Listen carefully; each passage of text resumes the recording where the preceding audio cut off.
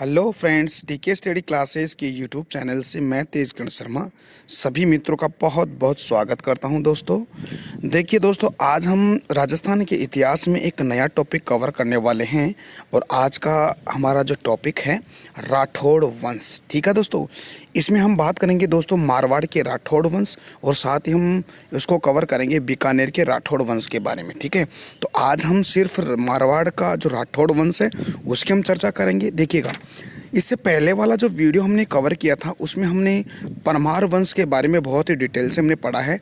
परमार वंश के अंदर हमने मालवा के परमार वंश,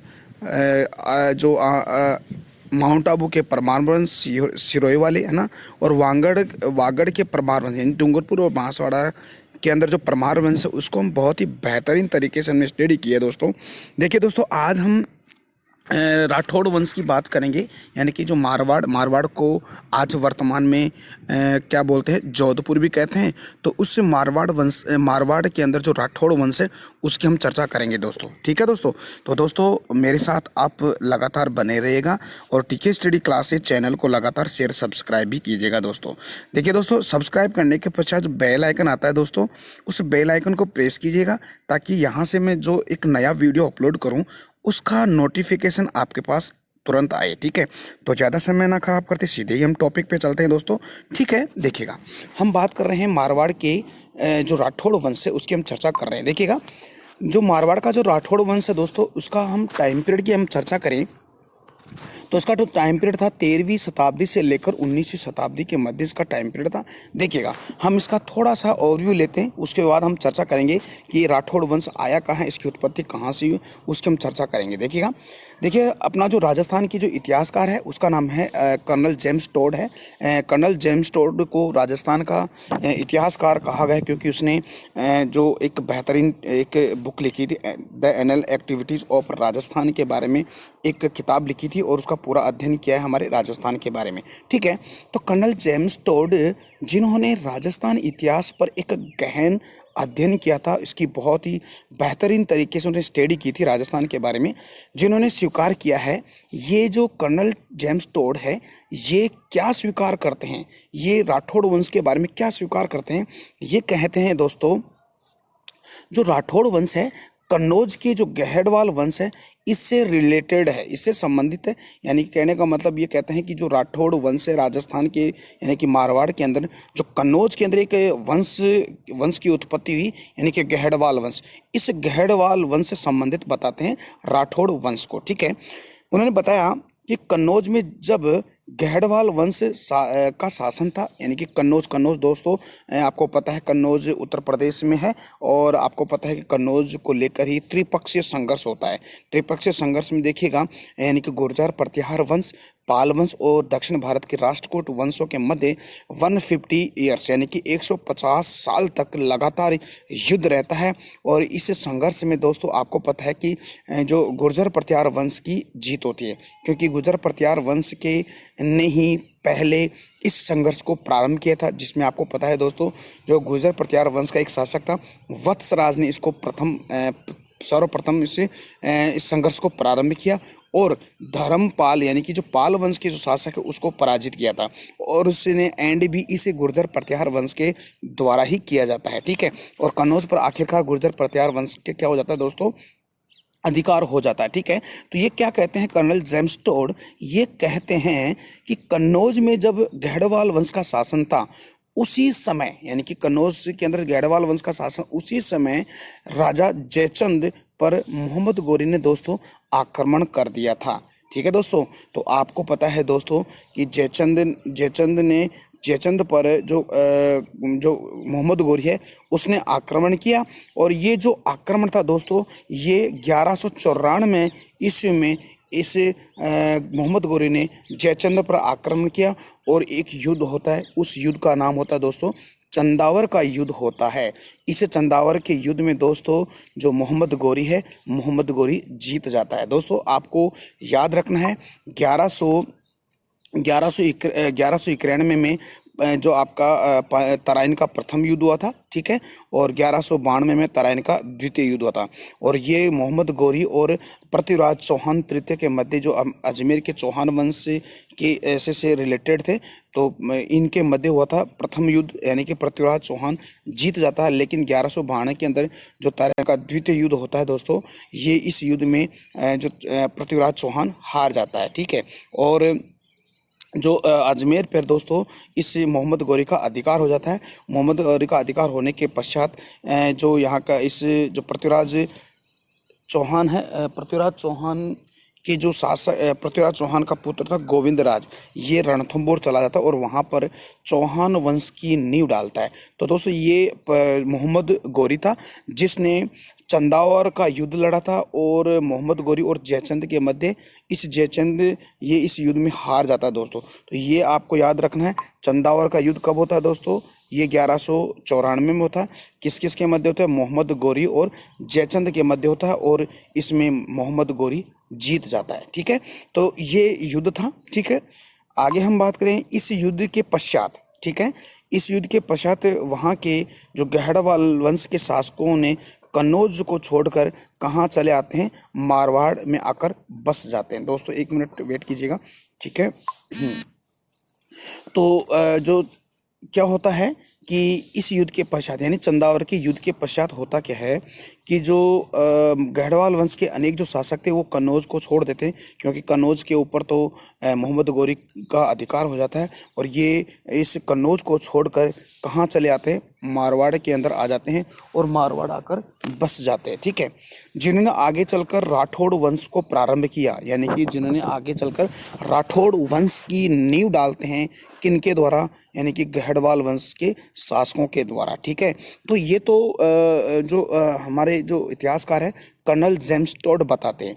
लेकिन दोस्तों आपको पता है कर्नल जेम्स टोड के साथ इस तथ्य को मारवाड़ का जो एक इतिहासकार था मोहनोत नैणसी है, ठीक है, जिसने नैणसी की ख्यात लिखी थी, ठीक है। तो इस मोहनोत नैणसी ने भी इस बात को स्वीकार करता है। किसकी बात को? कर्नल जेम्स टोड की बात को स्वीकार करता है।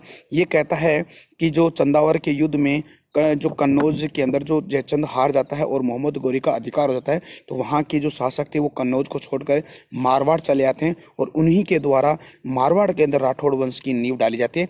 इसको स्वीकार करते हैं मोहनोत नैणसी। इसका मतलब इसके दो फेवर में हो गए, यानी मारवाड़ क्षेत्र पर जो कन्नौज के शासकों ने राठौड़ वंश की नींव डालते हैं, तो एक तो कर्नल जेम्स टोड हो गया और एक है मोहनोत नैणसी, ठीक है।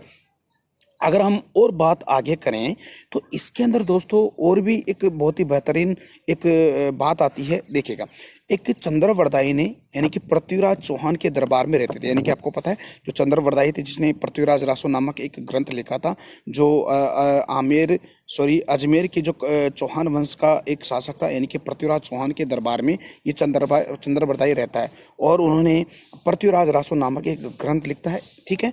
और उन्होंने भी इन्हें कन्नौज के गढ़वाल वंश से संबंधित बात बताता है, यानी कि एक बहुत ही इतिहासकार हैं, बहुत ही फेमस इतिहासकार था, यानी कि चंद्रवरदाई भी कहते हैं कि जो मारवाड़ के अंदर राठौड़ वंश की नींव डाली जाती है गढ़वाल वंश के शासकों के द्वारा, ठीक है। तो 3 इसके फेवर में, एक तो कर्नल जेम्स टोड हो गया, एक मोहनोत नैणसी हो गया, और एक चंद्रवरदाई हो गया, जिन्होंने पृथ्वीराज रासो नामक एक ग्रंथ लिखा था, ठीक है दोस्तों।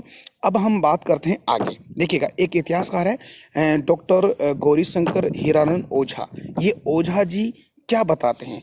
ओझा जी प्लस मारवाड़ के राठौड़ यानी कि बदायूं क्षेत्र से संबंधित है, यानी कि ये कहते हैं कि जो मारवाड़ के जो राठौड़ वंश से संबंधित जो शासक हैं, जो वो कहाँ से? बदायूं से रिलेटेड है, यानी कि ये बदायूं से आकर यहाँ पर बसे थे। तो ऐसा कहने वाला कौन था दोस्तों? राजस्थान का एक इतिहासकार डॉक्टर गौरीशंकर हीरानंद ओझा कहते हैं कि ये बदायूं से आए हुए हैं, ठीक है दोस्तों। तो ये 4 कॉन्सेप्ट आपको समझ में आ गया। एक तो मोहनोत नैणसी का, एक कर्नल जेम्स टोड का, और एक चंद्रवरदाई। इनका मत था कि ये गढ़वाल वंश के शासक ही हैं जिन्होंने कन्नौज पर मोहम्मद गौरी ने आक्रमण किया 1194 में। फिर वहाँ का जो शासक था जयचंद और मोहम्मद गौरी के मध्य दोस्तों एक युद्ध होता है 1194 में, और उस युद्ध का नाम होता चंदावर का युद्ध। इस चंदावर के युद्ध में दोस्तों मोहम्मद गौरी जीत जाता है, और जो जयचंद था इस युद्ध में हार जाता है और वहीं पे मारा जाता है। तब कन्नौज को छोड़कर वहाँ के जो शासक थे वो मारवाड़ आ जाते हैं और मारवाड़ आके राठौड़ वंश की स्थापना करते हैं, यानी नींव रखते हैं। तो ये तीन व्यक्ति थे, एक तो मोहनोत नैणसी, एक कर्नल जेम्स टोड और एक है आपका चंद्रवरदाई। इससे फेवर में है कि ये घेड़वाल वंश से रिलेटेड है। लेकिन दोस्तों आपको पता है कि राजस्थान का एक इतिहासकार था डॉक्टर गौरीशंकर हीरानंद ओझा जी, बताते हैं कि मारवाड़ के अंदर जो राठौड़ वंश की नींव बदायूं के आए हुए क्षेत्रों के बदायूं के आए हुए जो शासक उनके द्वारा ये नींव रखी जाती है। तो दोस्तों ये बातें आपको समझ में आ रही है, ठीक है दोस्तों। अगर दोस्तों आपको ये फिर भी ये बातें समझ में नहीं आ रही है दोस्तों, तो आपको कमेंट करिए, कमेंट करके मेरे को बताइए कि आपकी क्या प्रॉब्लम है, तो मैं आपकी प्रॉब्लम को कमेंट के माध्यम से मैं समस्या का समाधान मैं कर सकता हूँ, ठीक है दोस्तों। हम आगे बात करते हैं। देखिएगा, अब देखिएगा राठौड़ वंश के बारे में और कुछ बातें और आती है, वो निकल के आती है। वो कौन कौन से, देखिएगा जो राठौड़ जो वंश है, यानी कि कुछ विद्वान राठौड़ शब्द का राठौड़ शब्द का उद्भव यानी कि राष्ट्रकूट शब्द से मानते हैं कि राठौड़ शब्द है, ये राठौड़ शब्द किससे निकला है, राष्ट्रकूट शब्द से निकला है। तो ये मानते हैं राष्ट्रकूट राजवंश यानी राष्ट्रकूट एक राजवंश था। मैंने आपको बताया था कि जो कन्नौज को लेकर त्रिपक्षीय संघर्ष होता, गुर्जर, प्रत्यार वंश, पाल वंश और राष्ट्रकूट वंश के शासकों के मध्य जो दक्षिण भारत के अंदर जो राष्ट्रकूट वंश था उससे रिलेटेड मानते हैं राठौड़ वंश को, यानी कि मारवाड़ के राठौड़ वंश को, जिन्होंने दक्षिण भारत में जैसे महाराष्ट्र है, कर्नाटक है, उसकी भूमि में 8वीं शताब्दी से लेकर 11वीं शताब्दी अपना शासन स्थापित करते हैं। कौन, राष्ट्रकूट शासक, ठीक है, राष्ट्रकूट वंश। ओके, तो ये बात बताते हैं। कुछ विद्वान कहते हैं कि राष्ट्रकूट वंश से संबंधित है कौन, राठौड़ वंश, ठीक है। आगे बात करते हैं, कुछ विद्वान और बातें बताते हैं। कुछ विद्वान बताते हैं कि राष्ट्रकूट शब्द से राठौड़ वंश का संबंध को स्वीकार करते हैं। उनके अनुसार राष्ट्रकूट शब्द को प्राकृत भाषा में रक्त व उड लिखा जाता है। यह शब्द आगे चलकर राठौड़ शब्द में परिवर्तित हो गया। तो दोस्तों ये तो हमने बात की है कि जो मारवाड़ की राठौड़ वंश से की उत्पत्ति कहाँ से हुई है, कैसे हुई है और इसके फेवर में कौन कौन से इतिहासकार हैं। तो दोस्तों ये आपको बातें समझ में आई, ठीक है। देखिए दोस्तों, आप इस वीडियो को एक बार दोबारा से रिवाइंड करके इसको चीज़ को सुनिएगा ताकि आपको बहुत ही बेहतरीन तरीके से समझ में आ सकता है दोस्तों, ठीक है। तो आगे बढ़ते हैं दोस्तों, ठीक है। देखिएगा दोस्तों, कुछ जो विद्वान है राठौड़ों को ब्राह्मणों के वंशज स्वीकार करते हैं, यानी कि कुछ विद्वान तो जो राठौड़ वंश के जो राठौड़ों को यानी ब्राह्मणों के वंशज मानते हैं दोस्तों, ठीक है। तो ये तो बात हो गई दोस्तों इसकी उत्पत्ति के बारे में और इस राठौड़ वंश की उत्पत्ति कैसे हुई और इस राठौड़ वंश के फेवर में कौन कौन से शासक जिन्होंने कौन कौन से इतिहासकार हैं, कौन कौन से राइटर हैं, ठीक है, ये बताते हैं कि ये कहाँ से आए हैं, ठीक है। तो अब आगे बात करते हैं। अब देखिएगा, तो दोस्तों हम बात करते हैं अब राठौड़ वंश के जो प्रमुख शासक है उनकी हम चर्चा कर लेते हैं। देखिएगा, सबसे पहले हम बात करते हैं राव सिंह के बारे में। जो राव सिंह है राठौड़ वंश का शासक था और उसने उसका जो टाइम पीरियड था वो 1250 से लेकर 1273 तक राठौड़ वंश का शासक बनता है और उसके बारे में देखते हैं। देखिएगा, राव सिंह है को मारवाड़ क्षेत्र में राठौड़ वंश का क्या बोला जाता है, संस्थापक कहा गया है, साथ ही उसको आदि पुरुष कहा गया है और मूल पुरुष भी कहा गया है। तो बहुत इंपॉर्टेंट है दोस्तों, इसको याद रखिएगा कि राठौड़ वंश का संस्थापक किसको कहा गया है, राव सिंह को कहा गया है और इस राव सिंह को आदि पुरुष और मूल पुरुष भी कहा गया है, ठीक है। यानी राव सिंह राठौड़ वंश का संस्थापक, आदि पुरुष और मूल पुरुष माना गया है, ठीक है। तो इसको याद रखिएगा, ठीक है। राव सिंह की मृत्यु 1273 में हुई, उसकी प्रमाणित जानकारी हमें एक बिंठू अभिलेख है, यानी कि जो पाली से मिला है। इस बिंठू अभिलेख से हमें पता चलता है कि 1250 से लेकर 1273 तक मारवाड़ पर राव सिंह के द्वारा शासन किया जाता है और उसकी जो मृत्यु 1273 ईस्वी में होती है। तो इसकी जानकारी हमें किस अभिलेख से मिलती है, यानी कि बिंठू अभिलेख से मिलती है दोस्तों, ठीक है। देखिएगा, बिंठू अभिलेख है, यानी कि बिंठू अभिलेख वर्तमान में कहाँ है दोस्तों, ये वर्तमान में दोस्तों पाली के अंदर है और पाली जिले में सीमा से ये प्राप्त हुआ है। इस अभिलेख में राव सिंह की मृत्यु की तारीख भी लिखी गई है, यानी कि बिल्कुल इस बिंठू अभिलेख में यह लिखा गया है कि 1273 में यानी कि जो राव सिंह है उसकी मृत्यु हुई और इसकी तारीख भी लिखी गई है। ठीक है, तो ये आप याद रखिएगा। ठीक है, और अगर हम बात करें तो राव सिंह के बारे में कहा जाता है कि महापुरुष कन्नौज के गढ़वाल वंश से संबंधित हैं, यानी कि ये महान जो पुरुष है, यानी कि जो कन्नौज का जो गढ़वाल वंश है, गढ़वाल वंश के संबंधित ये राव सिंह को ही माना जाता है। ठीक है दोस्तों, तो दोस्तों 1273 में राव सिंह की मृत्यु के पश्चात 1273 इसके बाद में कुछ शासक हुए जो बहुत इतने पावरफुल नहीं है, लेकिन इसका दूसरा जो पावरफुल शासक था राव चूड़ा। इस राव चूड़ा के अगर बारे में बात करें तो इसका जो टाइम पीरियड 1394 से लेकर 1423 ईस्वी तक ये राठौड़ वंश का शासक बनता है और इसका टाइम पीरियड इतना था। ठीक है, देखिएगा दोस्तों, राव शब्द की का अर्थ होता क्या है, यानी कि उसको युवराज का है, यानी कि राव शब्द का अर्थ क्या होता है, युवराज कहा गया है। ठीक है, अब देखिएगा राव चूड़ा के बारे में कुछ बातें कर लेते हैं। देखिएगा, राव चूड़ा ने अपने राज्य की जो राजधानी है दोस्तों मंडोर को रखता है अपनी राज्य की राजधानी, जो मंडोर कहाँ है, जोधपुर में है दोस्तों। ठीक है,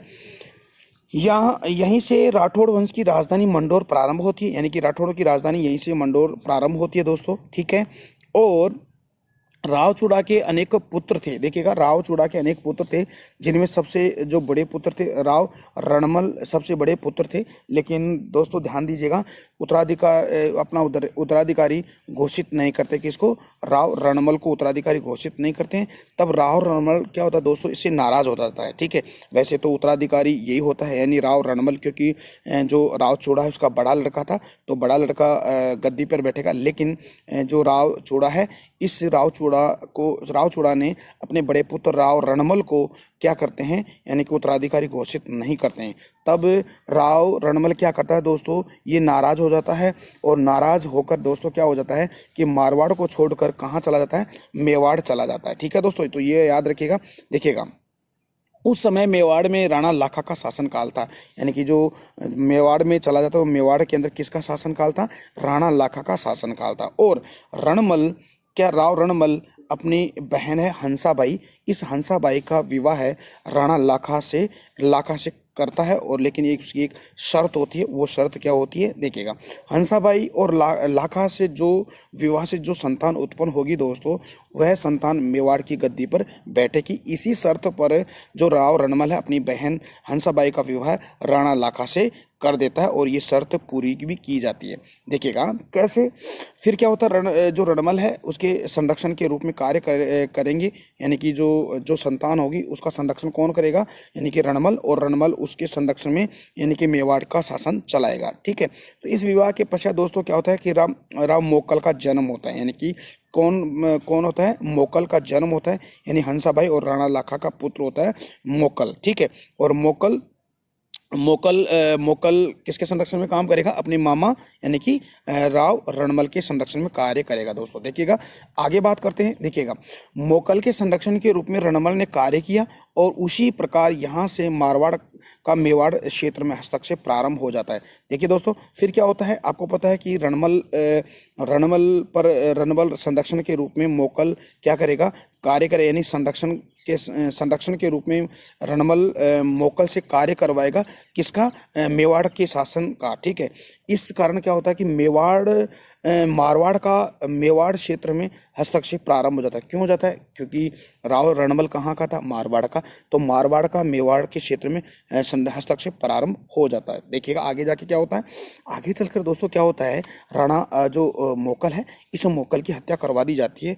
तब उसके उत्तराधिकारी राणा कुंभा हुई, फिर इसका पुत्र कौन हुआ, राणा कुंभा हुआ, यानी कि राणा कुंभा किस पर बैठे, गद्दी पर बैठे।